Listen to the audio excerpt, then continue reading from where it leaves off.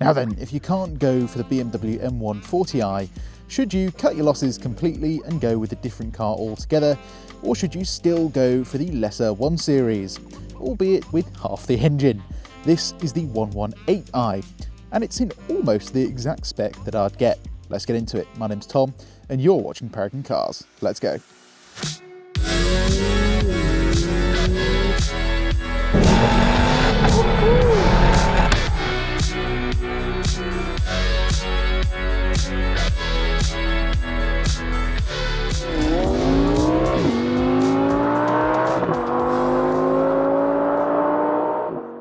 Alright then, into the video, and this car is for sale. So if y'all are interested, hit up the description where you can find the link to this car and everything else that we have in stock. And as always, if the link for the car is missing, then soz, you missed it. It is sold. Anyway, the small but mighty BMW 118i. It's got the B38 inline 3-cylinder engine with 136 horsepower and 220 Nm of torque. Not much by today's standards, but it should be good enough to pootle around in. What about once you hit the motorway though? Let's do the 30 to 70 sprint.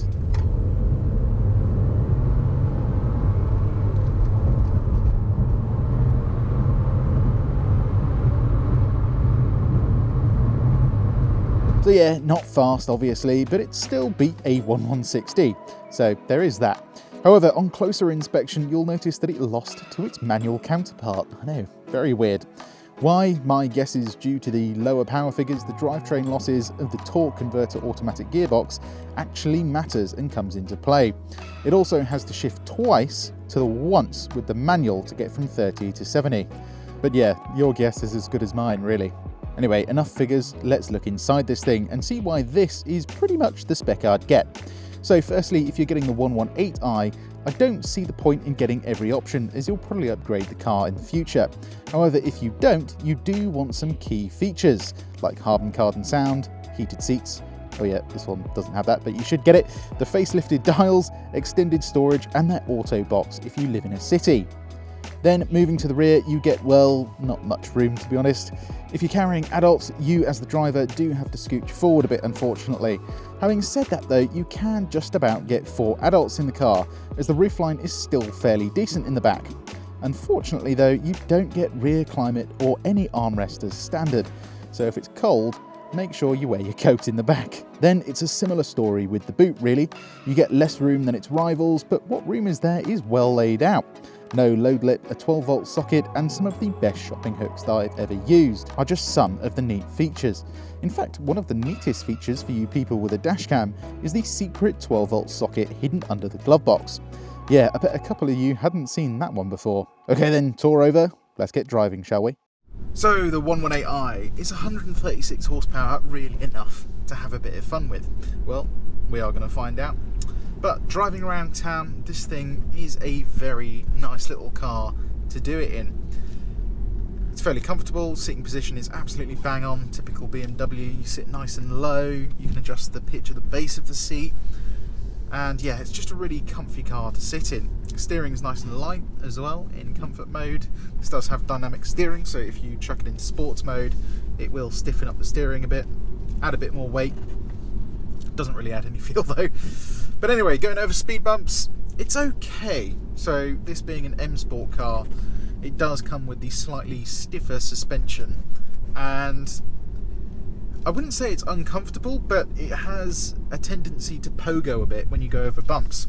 It's the same problem I have with my BMW M140i. It's just not super duper refined, but it's not bad. It could just be a tiny smidge better. In terms of the engine though, it's just fantastic for driving around town. You've got a wonderfully smooth ZF8 speed gearbox, and yeah, it's got nice low down torque, this engine. It's just very smooth, very enjoyable to drive. And even going around slower corners, you can feel that it is rear wheel drive.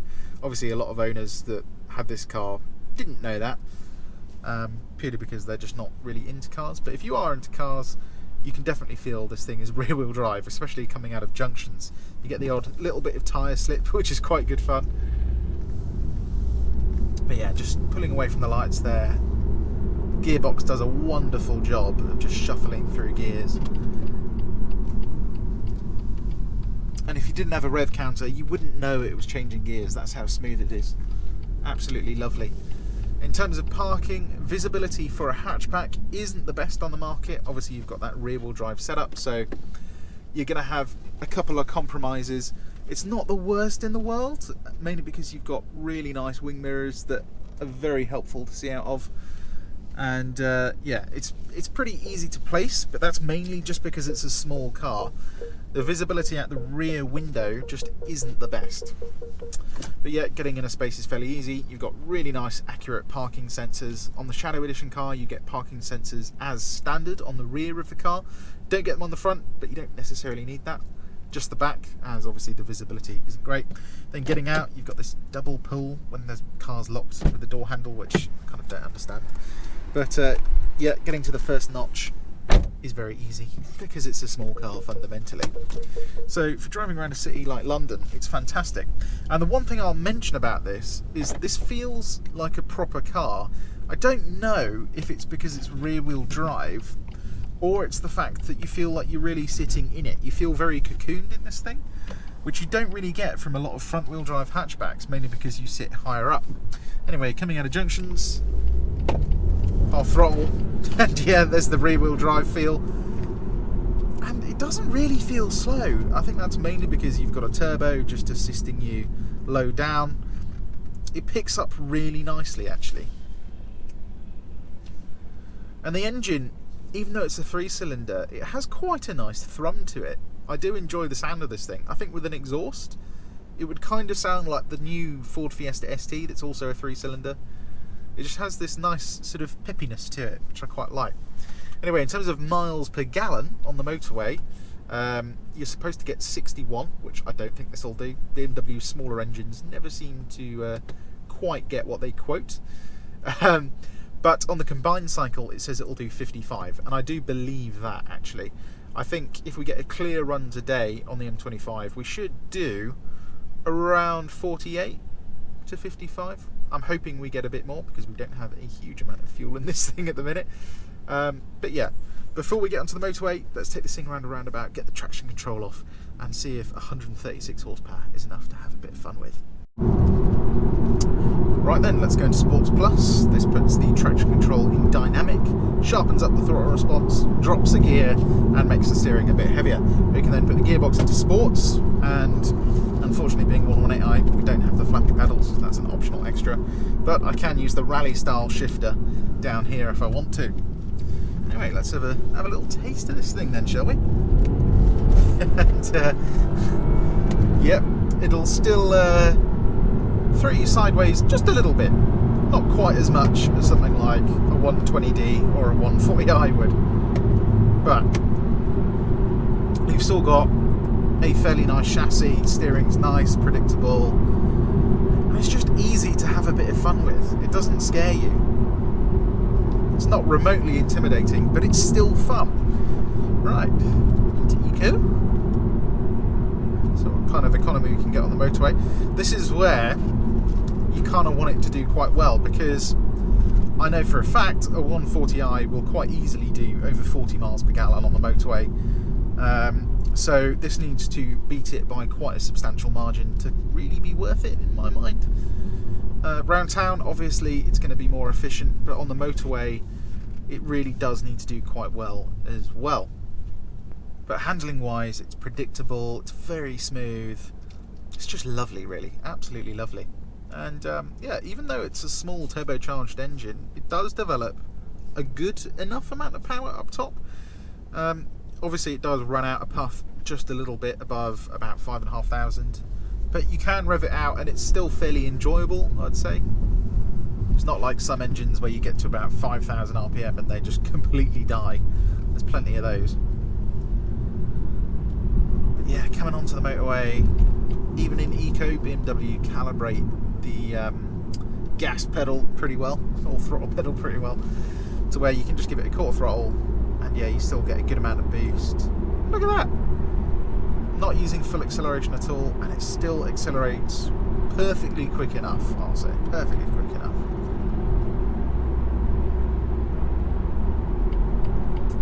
And this is where I like the mirrors. I don't know if you can notice, but the glass is slightly curved. Obviously this is part of most cars, but on the BMW 1 Series it's like even more curved, so you can really easily see in your blind spot. But yeah, once you're on the motorway, cruise control on 70 miles an hour. I love this little green like notch as well, telling you where your speed is, and the way it swoops up, it looks really nice. In fact, these Shadow Edition dials, I think, actually look better than some digital dashes, just because they kind of look digital, but they're still analog. It's very nice. But yeah, once you're on the motorway, it's so easy to drive this thing. It doesn't really tramline anywhere. Wind noise is very low, road noise is very low. It still feels like a very posh car to drive. And again, because of that seating position, you feel like you're cocooned in the car really nicely. You're just comfortable, effectively. The only downside, I will say, to this thing is the suspension still suffers just a tad from that pogoiness. Not quite as bad as the 140i, obviously, because that's got a big lump of an engine up front, so it's having to deal with a bit of extra weight. But yeah, there's still a bit of fidgetiness in this thing, which you do notice. I wouldn't say it's going to get on your nerves though. I think overall it's still a very comfortable, very quiet car to travel in, which is amazing when you consider this is just a 1 Series. It really does feel like it's built really well. Which, you know, when you consider for the money, I think that's pretty decent. And this is the kind of trim I would get as well, because you've got the Harman Kardon sound system. I think if you go for one upgrade, go for a Shadow Edition car, because you get slightly nicer looks and you get Harman Kardon sound as standard, and that is a really good speaker system for a car in this price bracket. But yeah, coming into a corner like this is where it starts to get fun. You can feel the front kind of starting to understeer, but then you can neutralise it with a bit of power. Yeah, it's just lovely, absolutely lovely. Anyway, let's get on the motorway now and see if we can hit 55 mpg.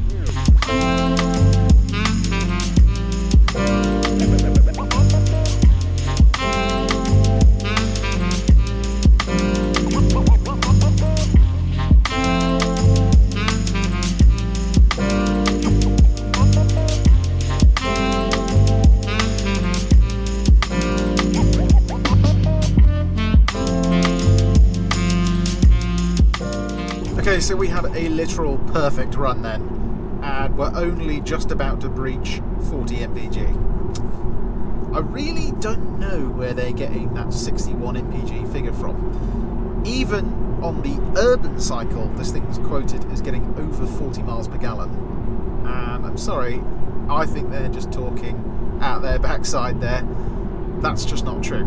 Maybe you might get 50 mpg if you sit at exactly 58 miles an hour, where it's at its most efficient, for about 3 hours.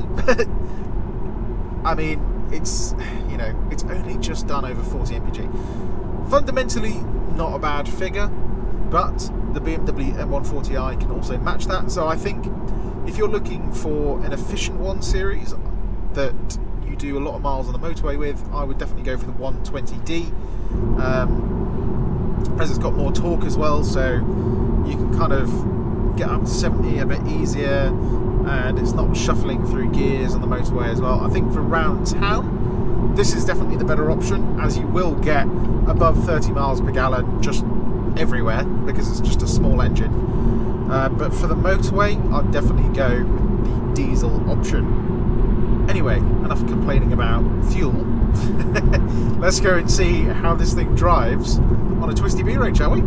Okay, back in Sports Plus, put the gearbox into Sports as well, changes down the gear, makes the shifts a bit sharper. Let's see what this 118i is like. Already know it's got a fairly nice chassis. Not the best in the world, I'll say, but it's still rear-wheel drive, which is the main thing. But yeah, turn it into a corner, it's just really predictable, really. Like, there's nothing really to complain about.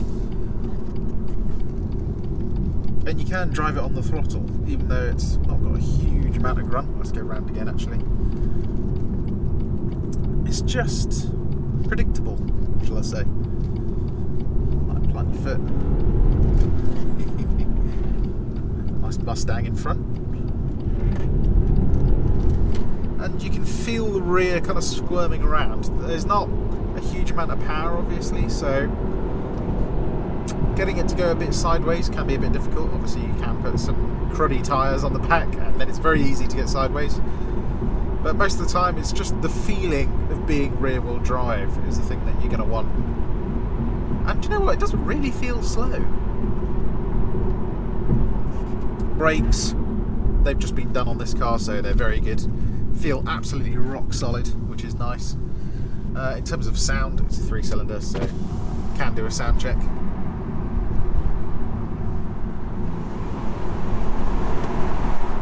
Not much. But I think if you put an exhaust on this, like an M Sport exhaust, I think it would actually kind of sound alright, you know.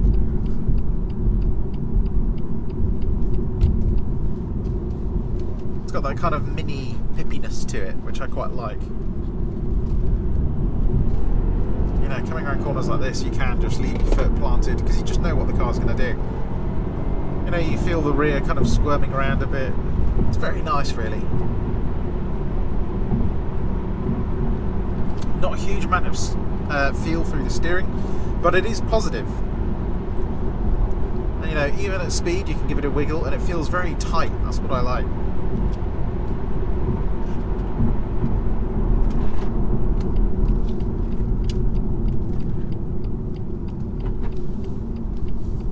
Yeah, plenty fit around here. You can feel the rear moving around a little bit, actually.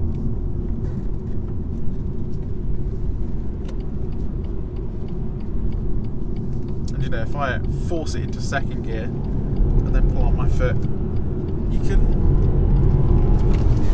There you go. So you can. You just have to put a bit more effort in than you usually would. But it's just so easy to drive. It inspires so much confidence, yet it's rear wheel drive.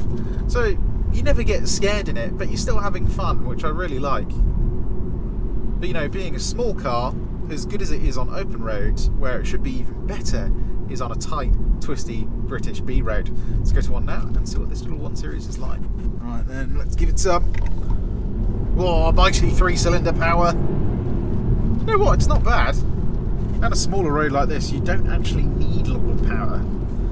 That's one thing people seem to get obsessed with, is 0 to 60 times, and you know how, you know, what's the top speed? When are you ever doing 150 down here? You just want to have enough power to have fun with, and this does. And the one thing I do enjoy is being able to use the power. A lot of cars are so fast these days that you can't use the power at all. Whereas this, you can really exploit it. You can rev that little peppy engine out. It's great. And again, being rear wheel drive, it's fun. Okay, can we hit 60 before the corner? Let's go. From about 3 to 5,000 RPM, this thing has quite a good amount of punch, I'd say. Not quite. We got to 56. That'll do. Whoa, listen to that engine purr. Steering down here, quite good. It's predictable, easy. Chassis is okay. Suspension, although it's a bit jiggly, it gets the job done and it keeps the car in control, more importantly. And it just means you can place this car exactly where you want it, really. Very little to complain about at all.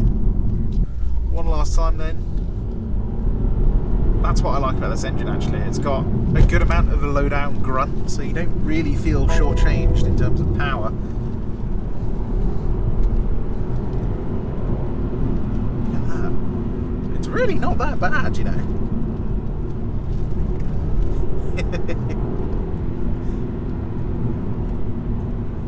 It's just fun. It's a silly car. It's a shame they went to a front-wheel drive format. I can see why they did, but this is just better. I'm sorry, it just is.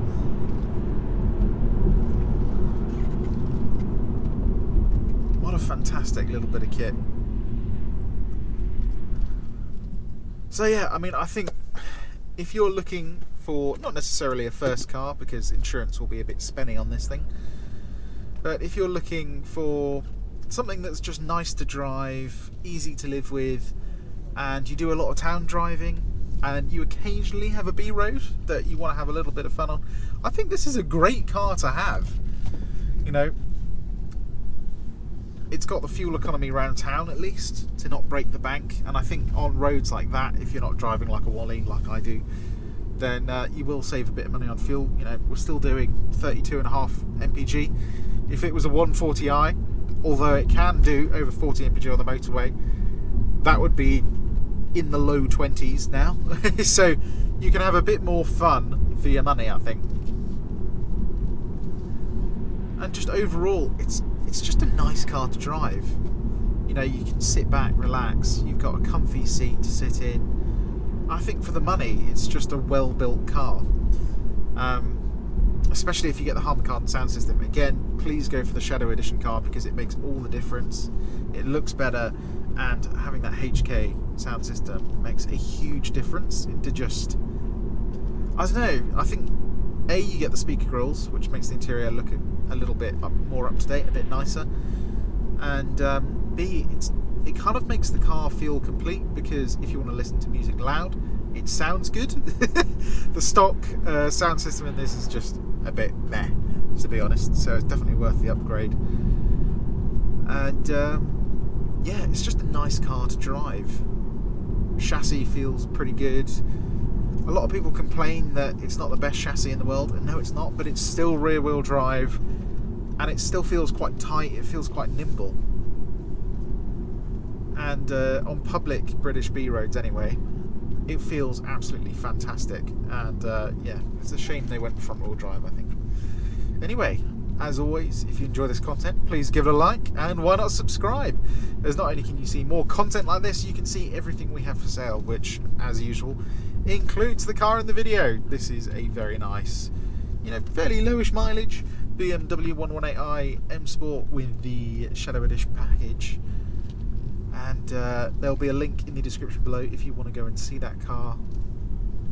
If you want to see anything else, there will be just a link to our website as well, so you can have a look at a plethora of stock that we have. Ranges from, you know, pretty cheap like this one, all the way up to a lot of money, shall I say, more money than I can afford. Anyway, my name's Tom, and you've been watching Paragon Cars. I'll see you on the next one. Bye bye.